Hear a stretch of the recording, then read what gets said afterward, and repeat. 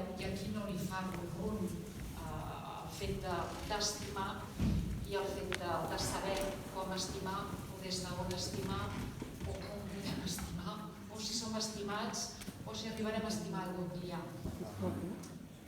En realitat, jo penso que és un dels temes fonamentals, transversals de qualsevol vida, de qualsevol persona. Quan vaig començar a meditar, porto alguns anys, no diré quants, meditant, i em va semblar que era una pràctica realment que m'apropava a mi, amb un jo real, amb una part de mi que era autèntica. Amb el cap del temps em vaig començar a donar compte que aquest apropament cap a mi realment on m'estava portant era als altres. Em vaig donar compte que en realitat jo no estava fent una feina per mi, sinó que a través meu es feia alguna cosa que arribava als altres. I això va ser un gran descobriment i va ser un gran punt d'interrogació. Si mireu la natura, moltes vegades veiem aquest mateix patró. Les llavors estan tancades, però arriba un moment que s'obren i es donen. Qualsevol procés necessita diferents etapes. Hi ha una etapa en la que necessitem aquest estar amb nosaltres mateixos, sentir que nosaltres som nosaltres, sentir que ens coneixem, que anem descobrint-nos, que anem aprenent de nosaltres mateixos. Però si només ens quedem amb aquest jo, això se'ns faria molt curt. Som mamífers, tenim que oblidar-ho, Som un animalet més. I aquest animalet que som necessita el contacte amb els altres, necessita del grup, necessita de l'escalfor dels altres, necessita de les xarxes amb els altres, dels fils que ens uneixen a tots. Aïllats som molt poqueta cosa. Què succeeix avui? Succeeix que la societat ens està empenyent a creure que aïllats som molt. Quan més individualistes som, més capacitat de decidir tenim. Més lliures som. Podem triar si anem a l'esquerra o a la dreta. Podem triar a qui votem. Podem triar tantes coses. Però és cert. Tenim realment aquesta capacitat tan gran de triar i de ser lliures? Jo ho poso en dubte. Ho poso en dubte perquè moltes vegades estem funcionant a través d'una sèrie de patrons que tenim, d'idees preconcebudes, de pors. Tot això que configura el nostre jo egoic ens té atrapats amb una forma d'estar al món i amb una forma de pensar. Realment, ets tan lliure com creus? D'on venen les teves idees? Quan alguna cosa aflora a la teva ment, d'on està sortint? D'on ve cada pensament que tens? Creus realment que ets original? Poques vegades ho som. Poques vegades som el fruit d'unes circumstàncies, som el fruit d'una història personal, som el fruit de la història personal de la nostra família, som el fruit de la història de la societat en la que vivim. Quina part tenim? Quin marge tenim realment de llibertat? Poquet. En tenim poquet, però aquest poquet el podem aprendre a utilitzar. I per mi aquest és el gran repte. I aquest gran repte té moltíssim a veure amb la capacitat d'estimar. Perquè aquesta llibertat, si l'agafem, ens permetrà estar en el món d'una millor manera, no com a persones egoiques, sinó com a persones que podem compartir amb els altres i tindre un projecte veritable amb els altres. Aleshores sí que crec en el procés aquest de que hem d'estar tancats, hem d'estar mirant-nos, hem de fer com l'ou, que està germinant per dintre, està creant-se per dintre, però hem de sortir d'això. Amb aquest estar mirant-nos a nosaltres mateixos, què hem de fer? Què hem de fer? Primer, mirar des d'on estic visquent la meva vida, des d'on estic amb la relació amb els altres, des d'on estic amb la relació amb mi mateixa. Això vol dir comprendre aquest mapa del meu jo egoic, comprendre les meves pors, comprendre les meves limitacions, comprendre les meves capacitats. Diu, és que jo vull estimar i ser estimada. Fantàstic, magnífic, ja estàs volent trencar aquest ou. Però no és tan fàcil, veritat? I ho veiem amb les relacions. Les relacions se'ns compliquen. Ens agradaria que fossin simples. Les relacions se'ns compliquen perquè nosaltres, cada un de nosaltres, estem situats amb aquest plano complex del nostre jo. Perquè ens costa veure des d'on actuem, ens costa veure des d'on pensem, ens costa veure des d'on estimem. Si ens relacionem els uns amb els altres des de la por, quin tipus d'amor estem treballant? Si ens relacionem des dels preconcebuts, quina forma d'estimació estem treballant? Jo tinc una sèrie d'idees i són les meves idees. D'on venen aquestes idees? D'on venen? Coneixes els teus patrons mentals? T'has aturat alguna vegada a veure què és el que estàs pensant i a on actua el teu pensament? T'has donat compte alguna vegada que pots deixar que els pensaments passin i segueixes sentint-te tu mateix? Aquesta és una de les grans ensenyances de la meditació. Aquest estar present, en l'instant present, i deixar de creure tot el que et ve a la ment. Deixar de creure totes les idees que t'arriben. Perquè a vegades ens arriben moltes coses que són moltes tonteries. I perdoneu, jo parlo per mi. No sé, les grans idees que podeu tindre vosaltres, però imagina, les idees que em venen a mi al cap, dius, uah, per favor, i això tot ha sortit. Però som capaços, tenim aquesta capacitat de permetre que aquestes idees passin. No podem impedir que vinguin, però podem deixar que passin. Què té d'interessant això?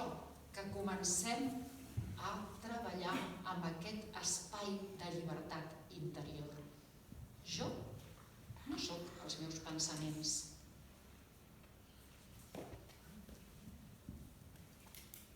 Si jo m'aturo, si jo estic realment en el centre de mi mateixa, puc veure els meus pensaments i puc comprendre d'on arriben aquests pensaments, de quina part de mi, de quina part de la meva història, de quina part de la meva construcció egoica, d'on està sorgint aquest pensament. Això és imprescindible. Això és imprescindible perquè si no veiem des d'on venen els nostres pensaments, no ens comprenem. De la mateixa manera ens succeeix amb les emocions. Sento quelcom, però des d'on ho estàs sentint? Des d'on estàs sentint? Des de la teva part que està a la defensiva? Ei! Des de la teva part que voldria estar sempre oberta i el món és meravellós i tot fantàstic i cataclac?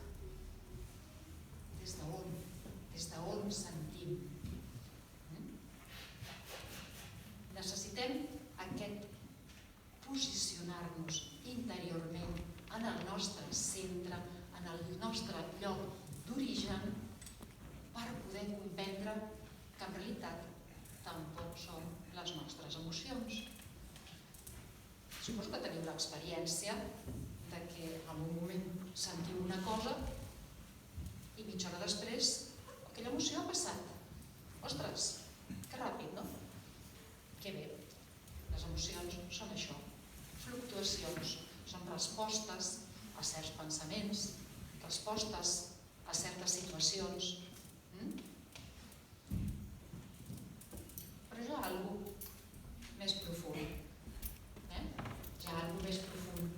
Hi ha una emoció que ens uneix a tots, una emoció que és una força que ens uneix a tot. I aquesta la podem descobrir quan anem traient les capes d'aquest jo egoic, quan anem obrint més, quan anem prenent més consciència i quan anem prenent més experiència de qui som.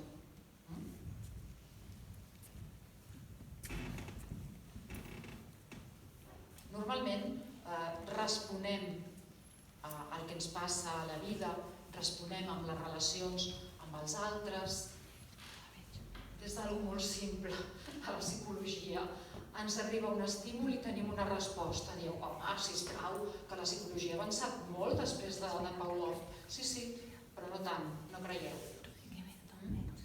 Si us veieu amb les vostres accions de cada dia, aquests mecanismes d'automatisme funcionen constantment i pim-pam, constantment estem responent de forma automàtica.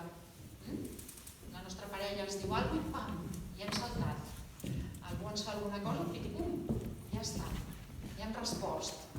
És un automatisme que s'ha fet amb nosaltres.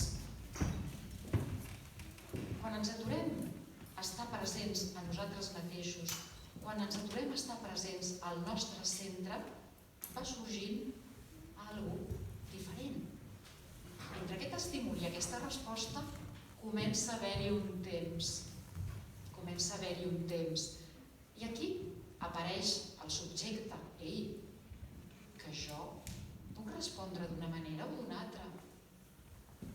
Jo puc triar la resposta. Però la gran pregunta en aquest moment és: quin jo pot triar la resposta? Quin jo em situo?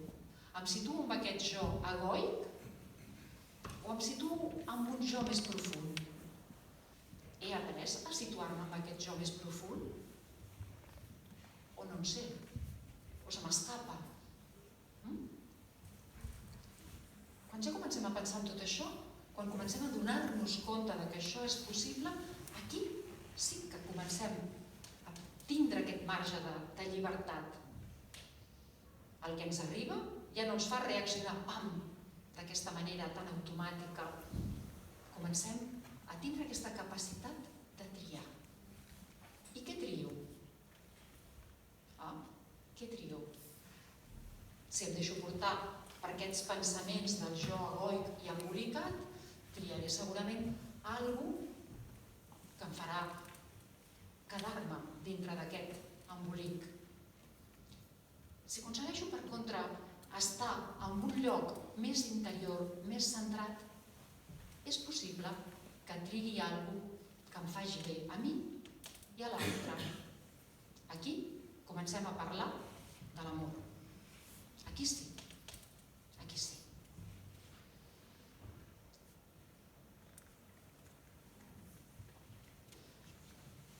Sembla ser que avui en dia tot ha de ser molt ràpid. Ens hem acostumat tots a que quan internet falla una miqueta ja ens posem nerviosos, ens posem neguitosos. Vodafone no em dóna cobertura i aquí ja estic al centre de la ciutat i ja estic patint per si m'arriba un missatge i no puc respondre. Som fills de la immediatesa. Creiem que tot ha de ser ràpid. Inclús al nostre aprenentatge, inclús a aquesta búsqueda de nosaltres mateixos, hem d'obtindre ràpidament resultats. No és així, les coses no funcionen així. Els processos personals necessiten un temps. El donar-nos compte de les coses necessita un temps.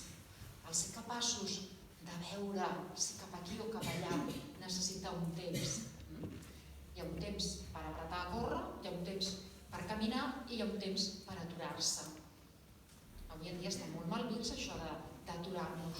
Hem de fer constantment, hem d'anar de pressa, però resulta que el anar de pressa l'únic que fa és mantindre'ns dintre d'aquest gran embolic en el que estem tots plegats.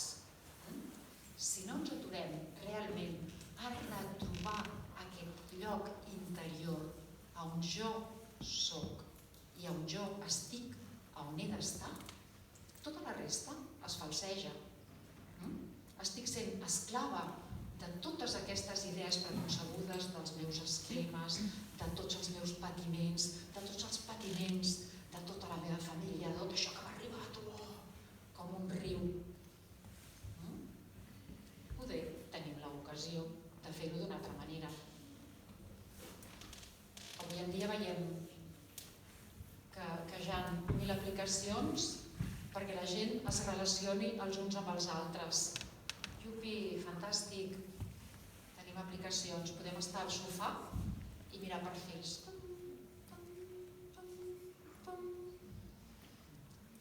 Però anem a l'autobús i estem mirant perfils. Per què no ens mirem els uns als altres? Hem perdut aquesta capacitat. Les aplicacions estan molt bé, faciliten poder les coses, no? Sembla ser que avui en dia han descobert que la gent que es coneix a través de Tinder i realment estableixen una relació seriosa són parelles més estables que la gent que es coneix fora de Tinder. Anda. El que ens faltava. Que vinguin amb els estudis i ens diguin aquestes coses. No sé si és cert o no és cert, perquè avui en dia hi ha tants estudis que estan poc fundamentats que no ho sé. El que sí sé és que és una mica trist quan vas en el metro de Barcelona, per exemple, i veus que tothom està davant de la seva pantalla i la gent no es mira els uns als altres, no? I de vegades penso, una part d'aquests deuen estar mirant a Tinder. I no són capaços de mirar-se entre ells. Ai, què està passant, no? Què està passant? Hem d'aturar-nos, hem de centrar-nos, hem de vindre en aquell lloc interior on estem amb nosaltres mateixos per poder decidir el que fem, per poder sentir que tenim aquest marge de llibertat, que no és molt gran, és aquest marge entre l'estímul que m'arriba i la resposta. No us penseu que va més enllà. Però si no som capaços de fer això, se'ns escaparà de les mans. Se'ns escaparà de les mans i creurem que estem sent lliures i que estem fent les coses com volem. Jo soc així i jo vull fer-ho així. Quan la gent està a l'última etapa de la vida, no sé si heu tingut el goig d'acompanyar amb algú a l'última etapa de la seva vida, normalment les persones es fan les preguntes més serioses que es podrien fer. I segurament teniu la constància que en aquests darrers moments tothom pensa en l'amor, pensa en les persones a les que estima i pensa en com ha estat estimat. Necessitem fonamentalment estimar i ser estimats. Quan un nen neix i resulta que el vincle amb la seva mare no s'estableix correctament, tenim un nen que té problemes, veritat? Tenim una persona adulta que té problemes. Quan hi ha un adult que no sent emoció, també diem que és un adult que té problemes, que sí. Quan no sabem expressar les nostres emocions, també tenim problemes. Quan no sabem escoltar les emocions dels altres, anem molt perduts. tenim una gran capacitat d'estimar, tenim una gran capacitat de donar-nos als altres. Necessitem primer connectar amb nosaltres mateixos. Necessitem primer sentir amor cap a nosaltres mateixos. Però això no és una idea. Si ens quedem al nivell de les idees, estem perduts. L'amor platònic, vaja tela marinera. Què és l'amor platònic? És amor. Estimar són actes. Estimar és una forma d'estar al món, una forma d'estar amb mi i una forma d'estar amb els altres. Curiosament, cada vegada que heu sentit que estimàveu, no teniu la sensació que estàveu una mica més enllà de vosaltres, que hi havia alguna cosa que s'obria, que us portava més enllà de vosaltres? I possiblement si estàveu en una relació de parella, sentiu que hi ha alguna cosa que flueix entre els dos i que és més que els dos. Estimar ens dona aquesta capacitat, aquest sortir de nosaltres, aquest obrir-nos i aquest estar amb l'altre que fa que connectem amb alguna cosa que podríem dir espiritual, podríem dir alguna cosa que ens obre, que ens traspassa, que ens fa més grans i que és alguna molt real i molt concret. No és una idea, no és jo penso, em va estimar, és alguna que estic sentint.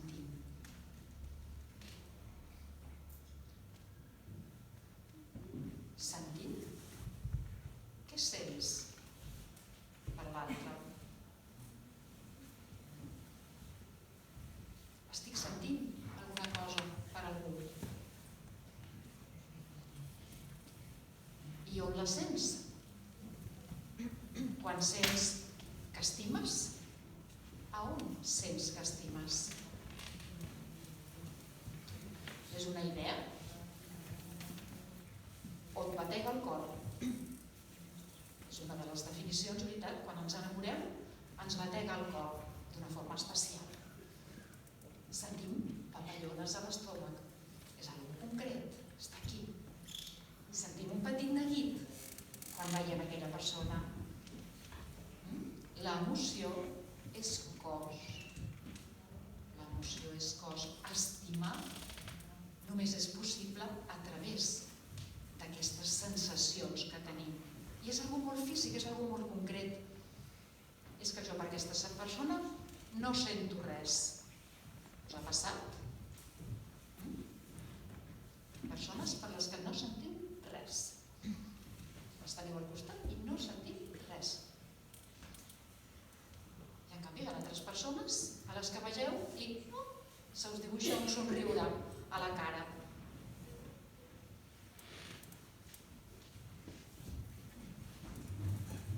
Normalment parlem del cor, no? Quan estimem, avui en dia ens enviem emoticonos de cor. El cor vermell que batega, pum, pum, pum, al WhatsApp. Que mono, veritat? Que maco. Que de Barcelona soc.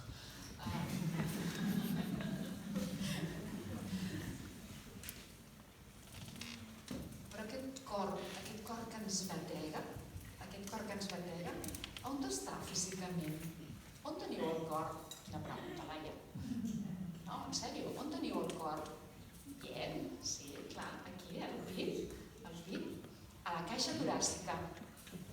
Que bonic, a la caixa toràcica. Tenim el cor a dintre d'una caixa. I ara us faré una pregunta una mica perversa. La vostra caixa toràcica està oberta o tancada? Tic-tac, tic-tac, tic-tac. Quina pregunta, Déu meu. La vostra caixa toràcica està oberta o tancada? Un cor que està tancat en una caixa pot estimar? I com sé si la teva caixa toràcica està oberta o tancada? No? Com és que m'ho esteu preguntant? Com sé si la meva caixa toràcica està oberta o tancada. Primera, us esteu sentint? Esteu en contacte amb la vostra sensació física?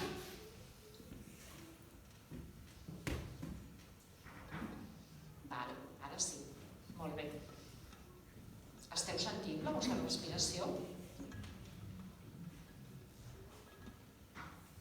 Petxa. Esteu sentint les vostres espatlles?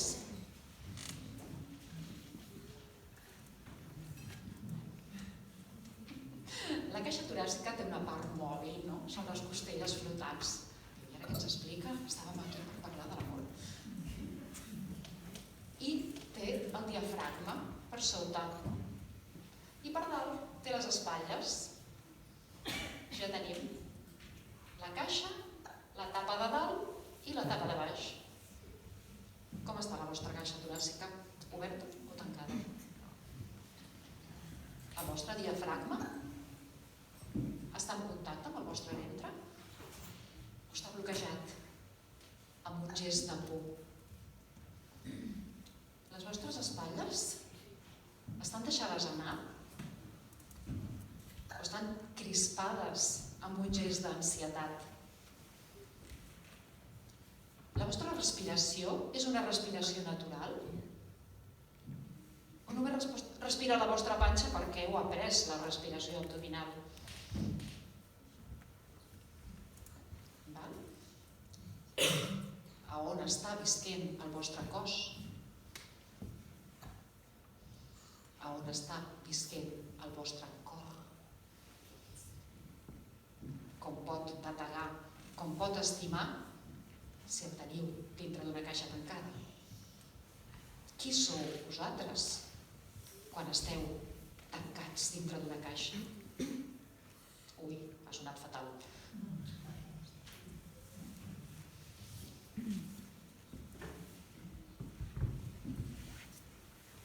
Dèiem abans que primer ens hem de situar nosaltres, amb nosaltres mateixos, en un bon lloc per poder realment donar i estimar. Però això implica a cada un de nosaltres com a persona completa.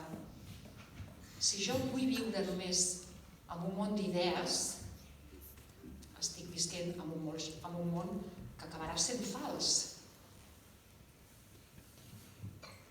Si em moc només a través de les emocions, em perdré. Vine a on tu ets, vine a qui tu ets. Sigues una persona completa, pensament, amb tota la teva ment, emocions, amb tot el que sents, cos, amb tot el que ets. A partir d'aquí podràs experimentar la dimensió espiritual. Si tu només penses amb l'amor, si tu només penses amb la idea d'espiritualitat, t'estàs perdent la vida. La vida és el que t'està passant en aquest moment. És carn, és os, és teixit.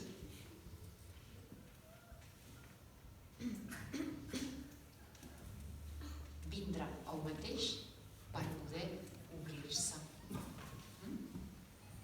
Imagino que tots heu sentit parlar de les cuirasses emocionals, heu sentit parlar de tots els bloquejos que podem tindre.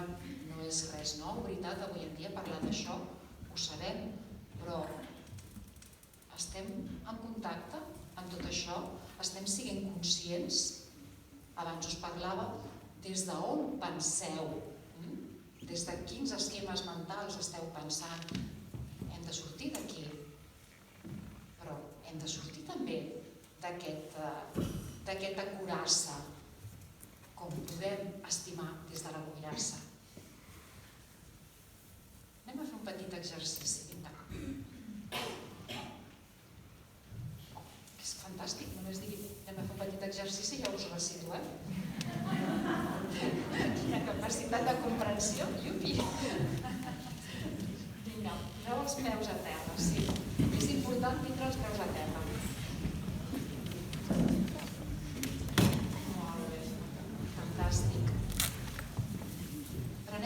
consciència d'aquest contacte que teniu amb el terra, preneu consciència d'aquest contacte que teniu amb la cadira. Sentiu el vostre pes. De la mateixa manera, sentiu aquesta bona verticalitat. Exacte, així. Molt bé, sí. Sí. Aquestes dues dimensions són fonamentals. Aquesta dimensió horitzontal, que és el pes, i aquesta dimensió vertical que ens obre al món, obrius al món. I al mig de tot això, que sou d'aquest pes, d'aquesta presència a la cadira, al terra, d'aquesta presència a la verticalitat, porteu les vostres mans al pit. Toqueu aquesta caixa toràcica i sentiu el batec del vostre cor.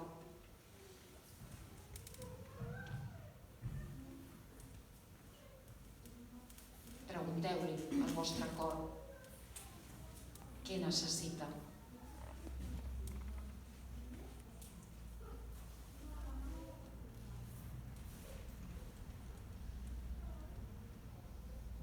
Fantàstic. La vostra respiració ha començat a canviar.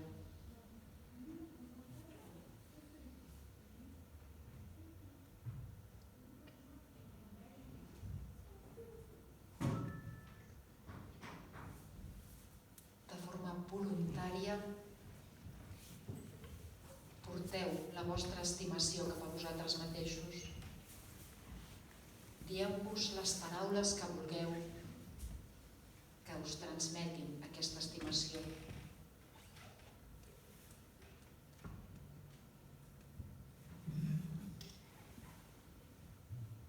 Curiosament, el pit s'enxampla. Curiosament, hi ha una sensació diferent. Cada vegada que ens obrim a l'amor, sentim